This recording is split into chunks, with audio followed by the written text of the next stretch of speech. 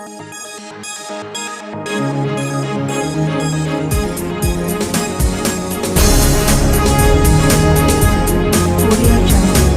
पंकज राज।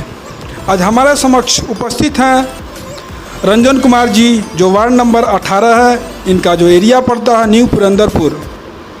मैं इनसे कुछ वार्तालाप करूंगा और उनके विषय में जानूंगा कि इनके क्षेत्र में क्या क्या हुआ है, क्या क्या नहीं हुआ है, इनके कार्य से पब्लिक संतुष्ट है या नहीं है।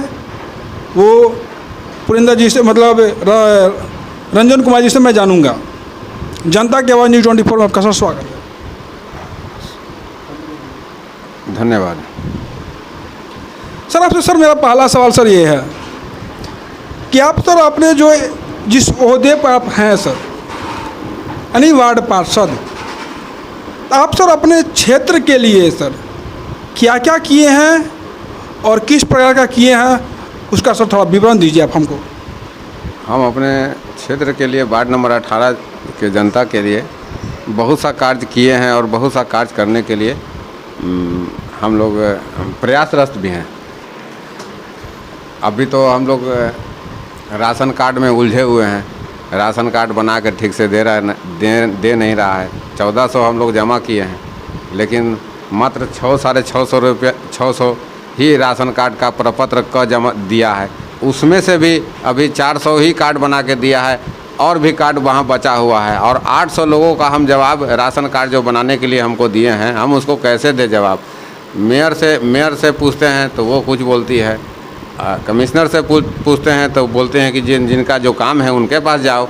अब वो उनके पास, वो अधिकारी के पास जाते हैं, अब वो उनसे हम कुछ सवाल कर देते हैं तो वो हमारा अत्र पत्र सब फाड़क पे फेंक देते हैं और बोलते हैं कि जाओ, कमिश्नर से आदेश है कि तुम लोग का काम नहीं, वार्ड नंबर 18 के काम हम नहीं करेंगे, अपेक्षित हम इसको रखेंगे।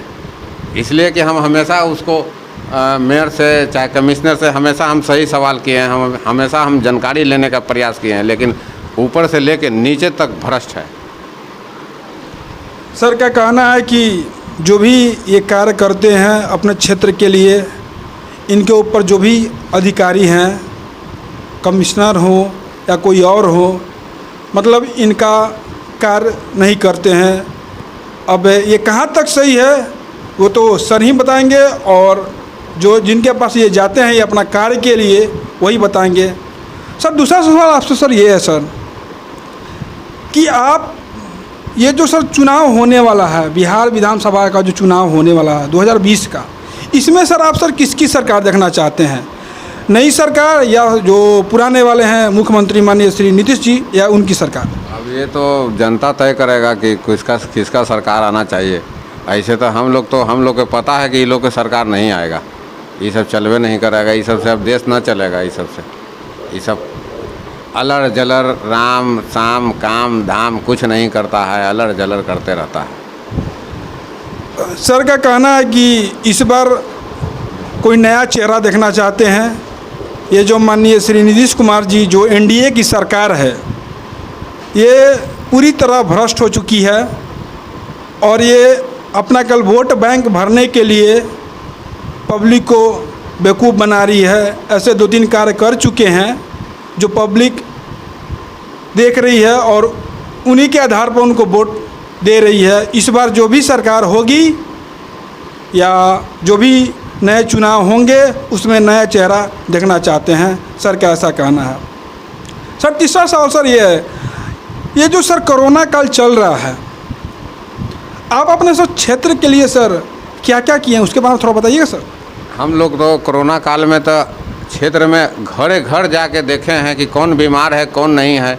उधर ऊपर से बड़का नेता तो आता नहीं है, छोटके नेता के पब्लिक धरले रहता है, कहता है कि दवाई दिलाओ, उसको जांच कराओ। अब हम लोग करें तो क्या करें? हम लोग अपना जान पर खेल के कोरोना काल में हम लोग कई मरीज को हॉस्पिटल पहुंचाएं, कई मरीज को जाके वहां पे जांच करवाएं। कोरोना काल में कोई बड़ा नेता निकल के नहीं आया, चाहे कोई आश्वासन देने नहीं आया कि वार्ड पार्षद जी आपको क्या सहायता चाहिए कि कोरोना से आप लड़ सके। कुछ नहीं, कहीं से कुछ नहीं मिला। बोलने पर और डांट दिया जाता है, बताया जाता है कि हम ऊपर के लोग हैं, दबंग हैं, जब चाहेंगे जब तुम लोग को कुचल देंगे। सर का कहना है कि जो भी उनके ऊपर के अधिकारी हैं अगर वो मदद के लिए जाते हैं या कोई अपने क्षेत्र के कार्य के लिए जाते हैं तो उनको वहाँ से जलील करके भगा दिया जाता है, डांट कर भगा दिया जाता है। कितने बार सर ने एप्लीकेशन लिखा है, उन सबों का मतलब निरादरपूर्वक फाड़ दिया जाता है या अभद्र व्यवहार किया जाता है। सर जो भी सर आपके पास एप्लीकेशन लिखा हुआ है सर, वो सर थोड़ा आप ये कैमरा में दिखाइए सर।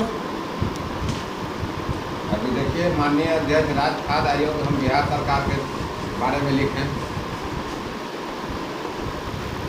फिर देखिए कार्यपालक अभियंता EESL स्टेट कंपनी को लाइट को लिखें, वो भी कोई संज्ञान नहीं लेता है। यह देखिए महापौर को लिखें, हम लोग के साथ दुर्व्यवहार होता है उसके लिए महापौर को लिखें, तो इस पर भी कोई संज्ञान अभी तक नहीं लिया जा रहा है।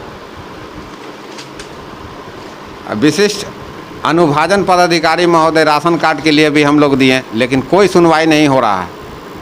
केवल हम लोग को सरकार के प्रशासन के द्वारा दबाने का काम किया जाता है और हम उल्टे हम लोग पर ही भ्रष्टाचार लगाने का आरोप तय करने का उस सब फेरा में रहता है कि कैसे इस सबको फंसा के फिर से इसको अंदर कर दे ताकि हम लोग को भ्रष्टाचार उजागर न कर सके। आप देख सकते हैं कि यहाँ पे जो भी सर का एप्लीकेशन लिखा हुआ है, सर सीधा कीजिए, मतलब जो भी यहाँ पे एप्लीकेशन लिखा हुआ है वो आप देख सकते हैं। मैं आपको एक एक बारीक से करके मैं आपको दिखा रहा हूँ कि ये क्या क्या कौन कौन चीज़ का ये एप्लीकेशन लिखा हुआ है और ये इस पर कार्रवाई नहीं हुआ है। आप देख सकते हैं मतलब इनका जो भी प्रॉब्लम होता है अगर ये अपने ऊपर वाले ओहदे पे जाते हैं तो इनका कोई कार्रवाई या कोई सुनवाई वो तो होने से ही रही, बट इनको एक और काम किया जाता है, इनको जलील किया जाता है, इनका एप्लीकेशन फाड़ा जाता है। इनके जो कमिश्नर हैं, चाहे जो भी नितिन नवीन जी हैं, जो भी हैं इस एरिया के, बट वो लोग ऐसा कोई काम नहीं किए हैं जो पब्लिक को सुख सुविधा पहुंचा सकें। माननीय श्री रंजन कुमार जी अपने पैकेट से लोगों को अपने पैकेट से मदद पहुंचाए हैं। सर का ऐसा करना है सर, यही आपका कहना है सर? जी बिल्कुल, हम आज अपने पैकेट से सारे वार्ड का चैम्बर अपना सहयोग से और जनता के सहयोग से चैम्बर बनाते हैं। अब पता नहीं ये सब कौन ठेकेदार से या कौन इंजीनियर ये सब चैम्बर बनाने का पैसा ऊपर से ऊपर ही चल जाता है। हम लोग तो यहाँ पर जनता पर से आप निकल के पूछ सकते हैं कि कहाँ कहाँ चैम्बर अपने सहयोग से बनाया है कि पटना नगर निगम आके बनाया है। पटना नगर निगम से कोई सहायता नहीं मिलती है। जो भी किए हैं वार्ड पार्षद माननीय श्री रंजन कुमार जी वो अपने पैकेट से किए हैं। मतलब जो भी वार्ड पार्षद से जो भी मतलब धन या जो भी मिलता है प्रोजेक्ट वो मतलब माननीय श्री रंजन कुमार जी के तहत नहीं मिलता है, वो सारे लोग घोटाला कर जाते हैं, मतलब हड़प लेते हैं, खा जाते हैं। सर यही आपका कहना है सर? यस, कागज़ पर ही चैम्बर बनता है और कागज़ पर ही पैसा बन जाता है। और हम लोग और यहाँ के जनता कोई गिट्टी दे देता है, जनता कोई बालू दे देता है, कोई पानी दे देता है और सबके सहयोग से हम चैम्बर तैयार करते हैं। आप नहीं तो हमारे वार्ड का सर्वे कर लीजिए, लगभग 100 जनता और पार्षद के सहयोग से जनता चैम्बर बनाया है, लेकिन पटना नगर निगम से खाली पैसा भांजा है चैम्बर के नाम पर।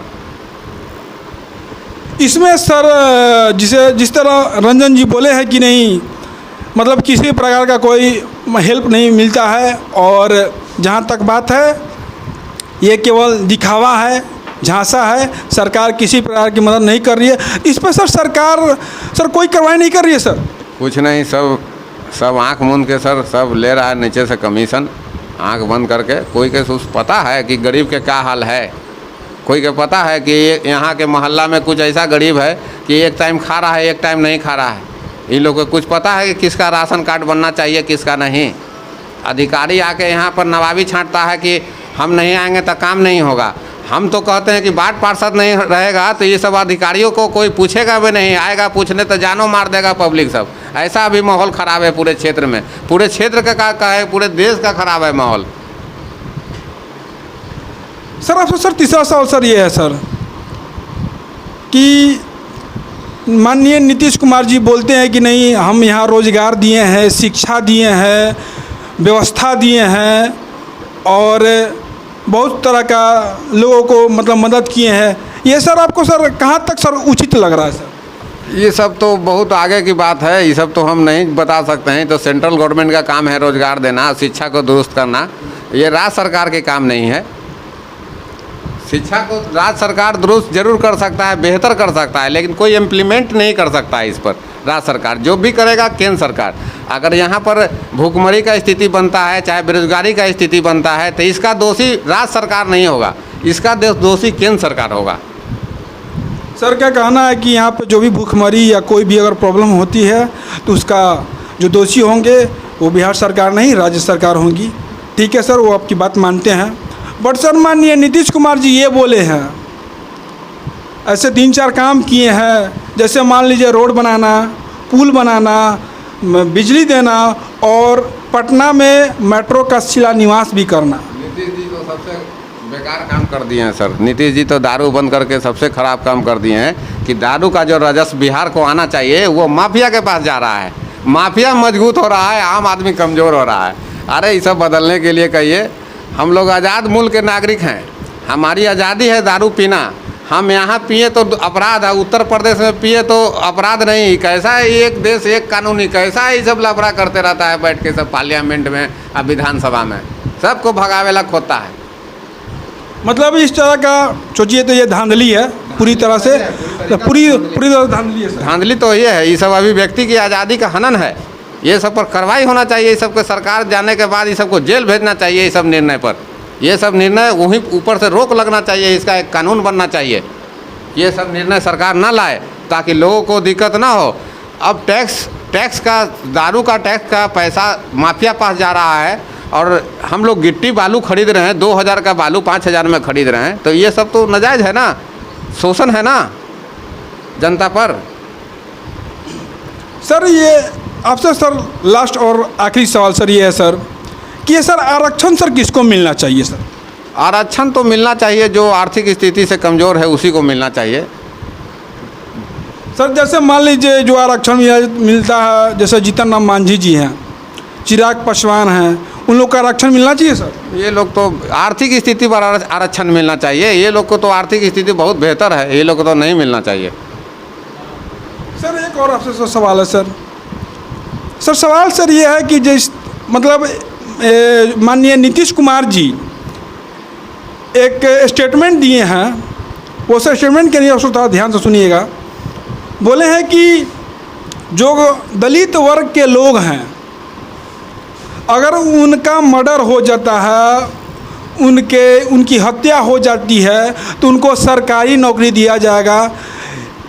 और जो मतलब जो दलित स्तर के लोग हैं, जो गरीब ST SC के, मतलब उनको मरने के बाद ही सरकारी नौकरी सर क्यों दिया जाएगा? उनको सर जीते जी नौकरी, सरकारी नौकरी क्यों नहीं दिया जा रहा सर? इन लोगों की बात का कोई मतलब नहीं है। नीतीश जी तो 4 साल पहले बोले थे कि मिट्टी में मिल जाएंगे, भाजपा में ना जाएंगे। क्या कर रहे हैं अभी? इन लोगों की बात का कोई मतलब है? चुनाव खत्म, काम खत्म, डायलॉग खत्म। मतलब एक झांसा है। झांसा नहीं है तो और क्या है सर? झांसा तो है, ये पूरा देश से झांसा दे रहा है, देश के गवर्नमेंट दे रहा है, देश के पदाधिकारी लोग दे रहे हैं, बड़े से लेकर छोटा तक। आज देश के 80% जनता खाने को तरस रहा है। अभी तो 6-7 करोड़ वर्ल्ड इकोनॉमिक फोरम में आया है कि 6-7 करोड़ भूखमरी का शिकार हुआ है। अभी पता नहीं, हम लोग के सरकार के पास तो कोई आंकड़े नहीं है कि कितना बेरोजगार हुआ, कितना भूखमरी से मरा, कितना पैदल चल के मरा, कितना नीतीश कुमार के चलते मरा, कितना प्रधानमंत्री के चलते मरा। कोई आंकड़े नहीं है, सब डेड हो गया है, सारा ध्वस्त हो गया है। हमारा GDP 24 फीट ज़मीन के नीचे चला गया है सर। सर का कहना है कि यहाँ पे जो भी है सरकार ये करप्ट हो चुकी है। ये केवल अपना वोट बैंक बनाने के लिए, चाहे ऊपर के अधिकारी हों या नीचे के अधिकारी हो, सारे के सारे करप्ट हैं। सर का ऐसा कहना है।